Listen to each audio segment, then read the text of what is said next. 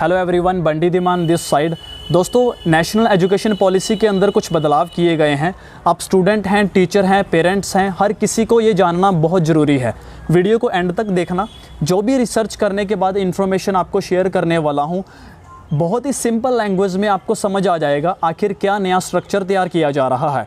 Education system जो 10+2 के format से चल रहा था, उसको 5+3+3+4 के फॉर्मेट में तैयार किया गया है। इसके बारे में हम बात करेंगे। 34 साल के बाद इस पॉलिसी को लाया गया है। ये कोई सर्कुलर नहीं है, ये एक महायज्ञ है। नए देश की नींव रखेगा, नई सदी तैयार की जाएगी। 2 लाख से भी ज़्यादा लोगों से राय ली गई है इस पॉलिसी को तैयार करने में। दोस्तों, हमारी सरकार, school, colleges, universities, teacher, parents, student कितना % इन सब चीज़ों पर इम्प्लीमेंट करेंगे या कितना % होगा, इसके बारे में तो अभी मैं कुछ कह नहीं सकता, क्योंकि 80 लाख टीचर हैं जो देश में 30 करोड़ स्टूडेंट्स को आज पढ़ा रहे हैं।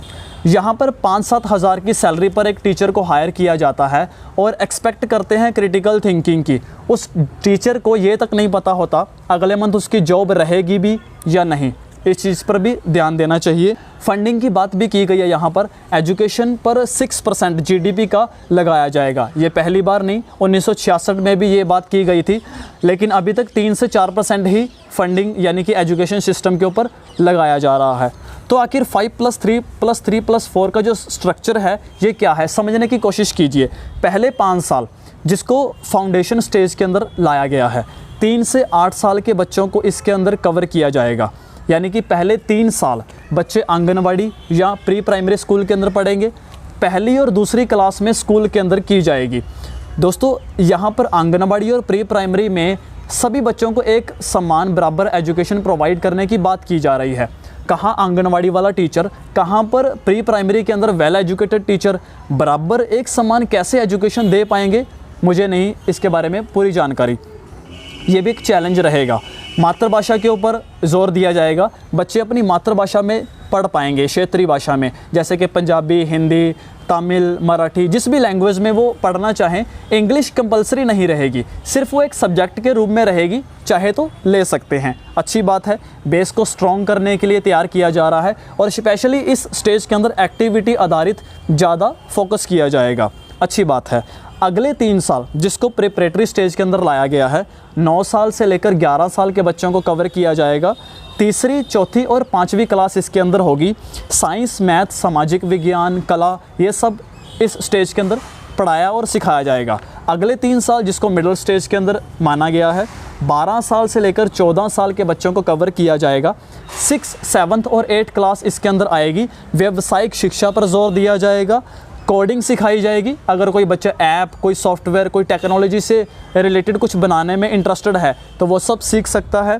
इंटर्नशिप मिलेगी स्कूल की तरफ से। कोई बच्चे अगर सॉफ्टवेयर बनाना चाहते हैं तो वो किसी सॉफ्टवेयर इंडस्ट्री या कंपनी में जाकर प्रैक्टिकल लर्निंग ले सकते हैं। जैसे कि कोई म्यूज़िक में इंटरेस्टेड है, कोई प्लम्बर बनना चाहता है, कोई इलेक्ट्रिशियन का काम सीखना चाहता है, तो वो अपने उस रिलेटेड इंडस्ट्री या कंपनी में जाकर प्रैक्टिकल लर्निंग ले सकता है, सीख सकता है। ये ज़्यादा अच्छी बात है। स्किल डेवलपमेंट पर भी फोकस किया जाएगा।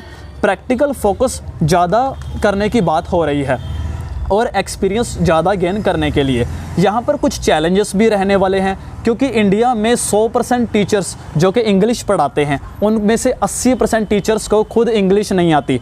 पर्सनैलिटी डेवलपमेंट करवाने वाला सब्जेक्ट का जो टीचर है, उसकी खुद की पर्सनैलिटी को देखकर हमारा स्टूडेंट सोचता है मेरी पर्सनैलिटी जैसी है वैसे ही रहने दो, मुझे ज़रूरत नहीं है।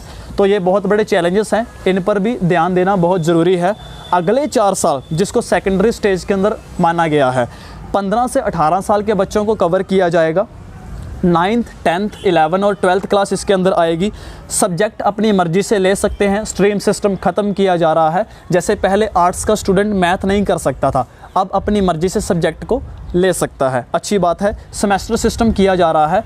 पहले बच्चा रट्टा लगाता था पढ़ाई में कि 1 साल पूरा तैयारी नहीं करता था, एग्ज़ाम आएगा तो 1-2 महीने तैयारी कर लेंगे, रट्टा लगाता था। तो रट्टे वाली पढ़ाई को ख़त्म करके समझने वाली पढ़ाई पर जोर दिया जाएगा। सेमेस्टर वाइज हर साल 2 बार एग्ज़ाम होंगे। बच्चा पढ़ाई को समझ के साथ तैयार करेगा, पढ़ेगा। अच्छी बात है।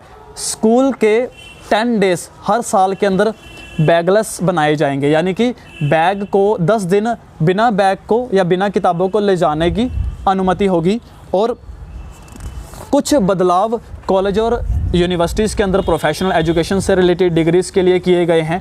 अगर आप 1 साल पढ़ाई करोगे तो आपको सर्टिफिकेट दिया जाएगा, 2 साल की पढ़ाई करने के बाद आपको डिप्लोमा मिलेगा, 3 साल की पढ़ाई करने के बाद आपको डिग्री मिलेगी और 4 साल की पढ़ाई पूरी करने के बाद रिसर्च के साथ डिग्री मिलेगी। यहाँ पर मल्टीपल एंट्री और एग्ज़िट का ऑप्शन दिया गया है। पहले बच्चा फाइनेंशियली पैसों की प्रॉब्लम की वजह से, बीमारी की वजह से, कोई आपदा की वजह से अगर बीच में पढ़ाई या डिग्री छोड़ देता था तो वो ड्रॉप आउट की रेशो में आ जाता था। तो उस ड्रॉप आउट की रेशो को कम करने पर जोर दिया जा रहा है ताकि बच्चा जब चाहे आ सकता है, अपनी पढ़ाई को कंटिन्यू कर सकता है और जब चाहे बीच में छोड़ के जा सकता है। ये है मल्टीपल एंट्री और एग्ज़िट का जो ऑप्शन, अच्छी बात है। बीएड को 4 साल का कर दिया गया है, एमफिल ख़त्म कर दी गई है। अगर आपको पीएचडी करनी है तो एमए के बाद सीधा पीएचडी कर सकते हैं। एकेडमिक बैंक ऑफ क्रेडिट बनाया जाएगा, डिजिटल बैंक होगा जिसके हर साल के जो मार्क्स होंगे उनको क्रेडिट बैंक के अंदर इकट्ठा करके जोड़ा जाएगा और उसके आधार पर ही डिग्री दी जाएगी। स्पोर्ट्स की कोई बात नहीं की गई है। क्या स्पोर्ट्स के लिए अलग से कोई पॉलिसी बनाई जा रही है, इसके बारे में अभी मैं कुछ नहीं कह सकता।